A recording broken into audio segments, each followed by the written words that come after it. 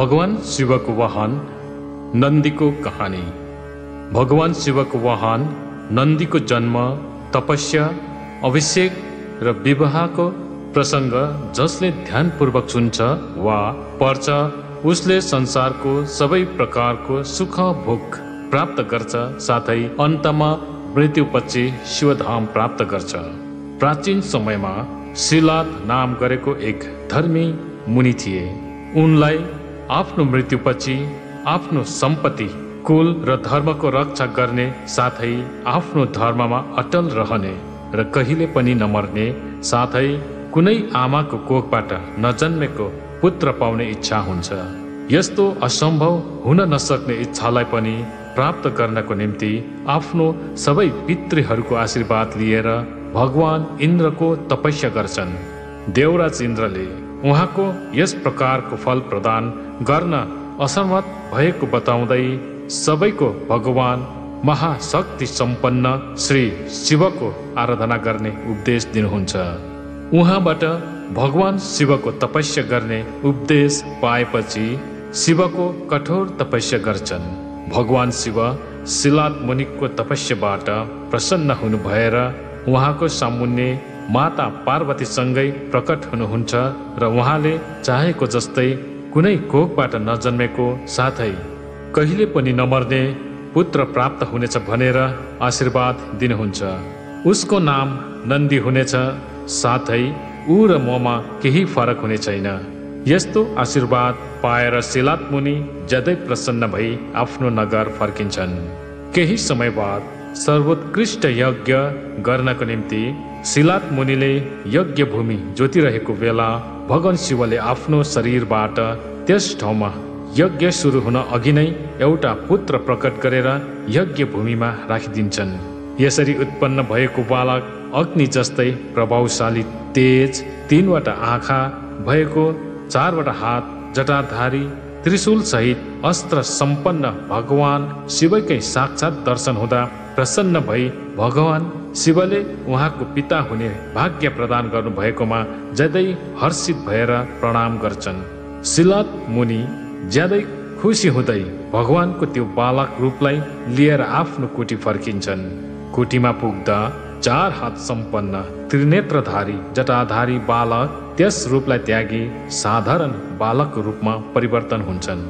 मुनिले बालक जन्मिने बित्तिकै गरिने 16 संस्कारहरूमध्ये पहिलो संस्कार गरिदिन्छन्। बालक 5 वर्षको हुँदा उनलाई अङ्ग र उपाङ्ग सहित वेदका र अन्य शास्त्रहरूको पनि ध्यान अध्ययन गराउँछन्। 7 वर्षको हुँदा मित्र र वरुण नाम भएका मुनि त्यस बालकलाई हेर्ने आश्रम आउँछन्। ती मुनिहरूले आसनमा आनन्दपूर्वक बसेर मलाई हेर्दै मेरो पितालाई मेरो भाग्यको विषयमा बताउँछन्।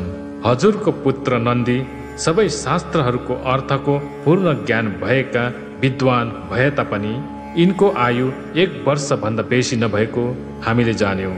जति नै पटक ध्यान लगाएर हेर्दा पनि केवल 1 वर्षभन्दा बेसी उनको आयु नरहेको जान्यौँ।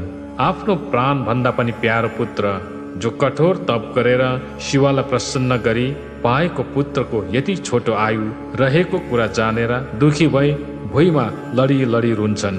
पिताको यस्तो हाल देखेर पुत्रले भन्छन् कि देवता, दानव, यमराज, काल र अन्य कुनै पनि प्राणी भेला हुँदा पनि मेरो बाल्यकालमा मृत्यु हुन सक्दैन।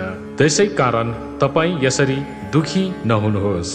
तिमीले यस्तो कुन तपस्या गरेका छौ र तिमीलाई के ज्ञान छ वा ऐश्वर्य प्राप्त भएको छ जसको आधारमा तिमीले यस्तो मृत्युको दुःख टार्न सक्छौ भनेर पिता रुँदै भन्छन्।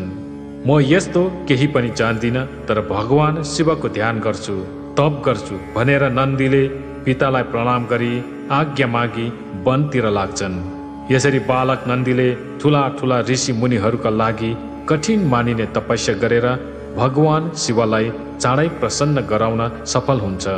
यसरी नन्दीको तपस्यामा भगवान शिव ज्यादा प्रसन्न भई माता पार्वतीसँगै नन्दीको सामु प्रकट भएर हामी तिम्रो तपस्याबाट धेरै प्रसन्न भयो र तिमीले चाहेको वर दिन यहाँ आएका हौ र तिमी के चाहन्छौ मागा भन्दा नन्दीले आफ्नो लामो आयुको निम्ति गरेको तपस्या हो भनेर भगवान शिवको अघि बिर्सेर उहाँको चरणमा आफ्नो शिर राखी स्तुति गर्न थाल्छन्।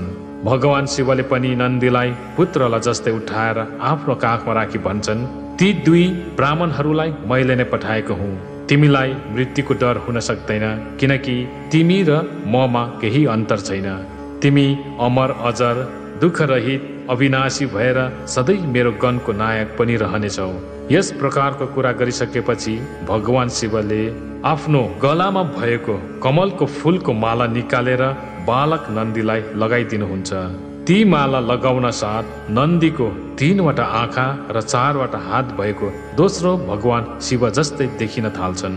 त्यसपछि भगवान शिवले माता पार्वतीलाई हेरेर म नन्दीको अभिषेक गरेर यिनलाई आफ्नो गणको अधिपति बनाउन चाहन्छु भनेर भन्नुहुँदा माता पार्वतीले पनि भन्नुहुन्छ कि म पनि यी शिलाद मुनिको पुत्रलाई आफ्नो पुत्र नै सम्झिन्छु भनेर बताएपछि भगवान शिवले आफ्नो सम्पूर्ण गणहरूलाई बोलाएर सबैको सामु यी नन्दी आजदेखि तिमीहरूको अधिपति हुन् र तिमीहरू सबैले गणहरूको पदमा यिनको अभिषेक गर भनेर भन्नुहुन्छ। नन्दी भगवान शिवको गणहरूको अधिपति भएपछि त्यहाँ उपस्थित मरुद गणको ज्यादै सुन्दर कन्या सुयासासँग विवाह पनि गरिदिनुहुन्छ। दिवाईलाई सबैले आशीर्वाद दिन्छन् र भगवान शिवले नन्दीलाई विशेष आशीर्वाद दिनुहुन्छ। अटल शिवप्रेमी विशिष्ट परम ऐश्वर्यशाली महायोगी धनुष धारण गर्ने, कसैले पराजित गर्न नसक्ने, सबैलाई पराजित गर्ने, धेरै शक्तिशाली र सधैँ पूजा गर्न योग्य हुने साथै म जहाँ बस्छु त्यही तिमी हुनेछौ र तिमी जहाँ हुन्छौ म त्यही हुन्छु भनेर आशीर्वाद दिनुहुन्छ।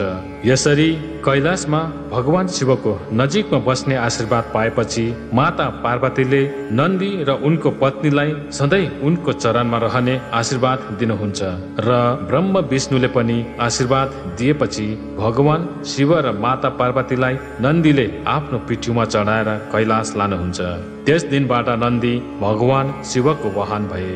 भनिन्छ भगवान शिवले हलाहल विष पिउन हुँदा धरतीमा झरेको केही विषको थोपालाई नन्दीले आफ्नो परवाह नगरी जिब्रोले चाटेर धरतीलाई बचाएका थिए। त्यसै कारण भगवान शिवको मन्दिरमा यदि नन्दी छैन भने त्यहाँ शिवको वास छैन भनेर जान्नुपर्छ र जहाँ नन्दी देखिन्छ त्यहाँ भगवान शिवको वास छ भनेर मानिलिनुपर्छ। धन्यवाद। हर हर महादेव। समस्त लोकः सुखिनो भवन्तु।